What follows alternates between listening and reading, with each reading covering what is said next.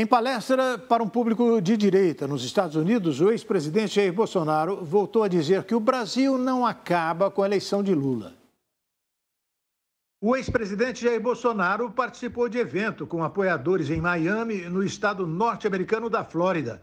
Em discurso de cerca de 40 minutos, o ex-chefe do executivo não comentou sobre o caso envolvendo o senador Marcos Duval e a acusação de planos para uma suposta tentativa de golpe. Na palestra, que teve tradução simultânea para o inglês, Bolsonaro falou de sua trajetória política e de ações de seu governo. Bolsonaro criticou a esquerda e afirmou que haverá piora nos indicadores econômicos do Brasil por causa das medidas adotadas pela gestão do presidente Luiz Inácio Lula da Silva. Vocês acompanham o que está acontecendo em nossa pátria. Só falo uma coisa, compare os meus ministros com os ministros que temos no momento no Brasil. Tenho fé, acredito no Brasil e tenho certeza que o Brasil não se acaba com o atual governo. O evento Power of the People foi promovido por Charlie Kirk, fundador da organização conservadora Turning Point. Kirk, de 29 anos, é apoiador do ex-presidente norte-americano Donald Trump. Bolsonaro também disse a aliados que sua esposa Michele não será candidata a nenhum cargo em 2026. O ex-presidente Jair Bolsonaro disse a aliados no final de semana que sua esposa Michele não vai disputar a eleição de 2026 e que sua função, a partir de agora, será dedicar-se ao comando do PL Mulher.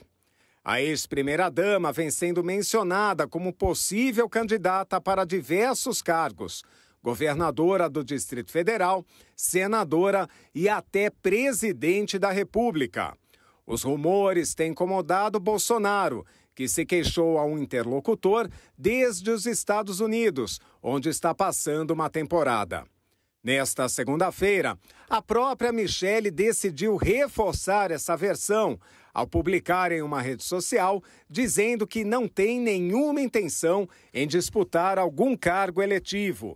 Recentemente, em entrevista à CNN Brasil, o presidente do PL, Valdemar Costa Neto, disse que Michele seria uma opção ao partido, caso Jair Bolsonaro não seja candidato à presidência em 2026, na próxima eleição presidencial. Se não for candidato, nós temos também a Michele. A Michele se revelou no lançamento do Bolsonaro lá no Maracanã, ela se revelou, foi uma surpresa para todos nós. O Bolsonaro, se for candidato, será um fortíssimo candidato. Se ele não for candidato, ele vai ser mais forte ainda. Michele, que retornou ao Brasil na semana passada, deve, por enquanto, se dedicar ao trabalho no partido, com uma agenda de viagens e projetos sociais. O presidente Bolsonaro não gostou dessa fala do presidente do partido dele, hein? O PL. A Ordem dos Advogados do Brasil irá ao Supremo Tribunal Federal contra o indulto do ex-presidente Jair Bolsonaro, que perdoou os condenados pelo massacre do Carandiru. O Conselho Federal da OAB decidiu ingressar na ação que questiona o último indulto natalino assinado por Jair Bolsonaro e o perdão concedido por ele a todos os policiais militares condenados pelo massacre do Carandiru, ocorrido em 1992 em São Paulo.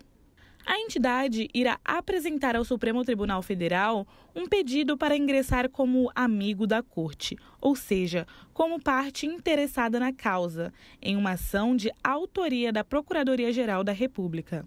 Augusto Aras pede que a Corte suspenda imediatamente a eficácia de um trecho do decreto, como forma de evitar o esvaziamento das dezenas de condenações do caso. A decisão da OAB de ingressar no caso foi tomada nesta segunda-feira, durante sessão do Conselho Pleno da entidade.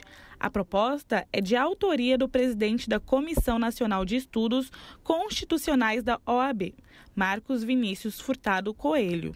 O indulto concedido pelo então presidente Jair Bolsonaro não citou nominalmente os policiais, mas o texto descreve circunstâncias que se encaixam à situação dos 74 condenados pelo assassinato dos presos. O caso completou 30 anos em outubro do ano passado. O ministro da Fazenda, Fernando Haddad, se reuniu com o presidente do Senado, Rodrigo Pacheco, e da Câmara, Arthur Lira, para discutir sobre a reforma tributária. A semana já começa com novas articulações sobre a reforma tributária. O ministro da Fazenda, Fernando Haddad, se encontrou com os presidentes do Congresso Nacional, Rodrigo Pacheco e Arthur Lira, para debater o tema. A previsão é que nesta quarta-feira a reforma dos impostos também seja pauta em uma reunião com o presidente Lula, com líderes, autoridades e presidentes dos partidos. O objetivo dessas reuniões será definir os próximos passos da reforma tributária, que até o momento é guiada por meio de duas propostas.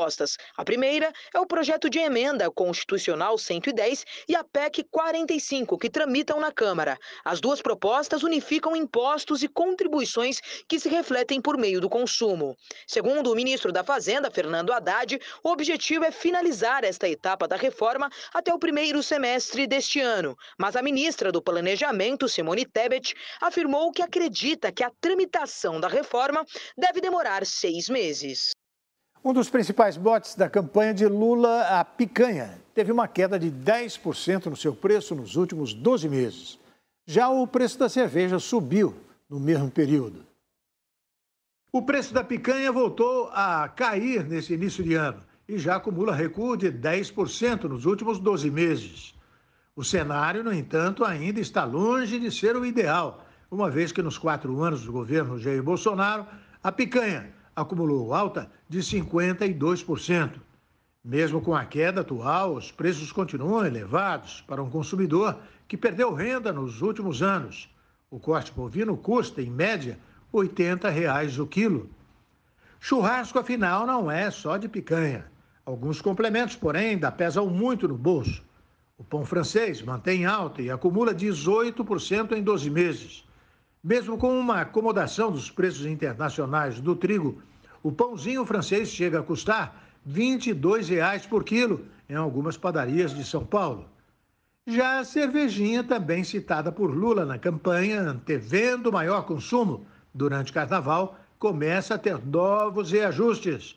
Após ter subido 0,88% em dezembro, ficou 1,74% mais cara em janeiro.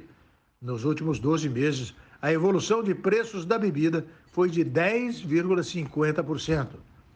Para quem não se recorda, a picanha e a cerveja foram amplamente difundidos na campanha do então candidato Luiz Inácio Lula da Silva, em 2022, quando a declaração a seguir viralizou. Vamos voltar a reunir a família no domingo e nós vamos fazer um churrasquinho. E nós vamos comer uma fatia de picanha com uma gordurinha passada na farinha e tomar uma porra de uma cerveja gelada. Resta saber se a promessa será cumprida ao longo do seu governo. E depois do intervalo, Petrobras anuncia redução no preço do diesel nas distribuidoras. Número de vítimas de terremoto na Síria e na Turquia não para de subir.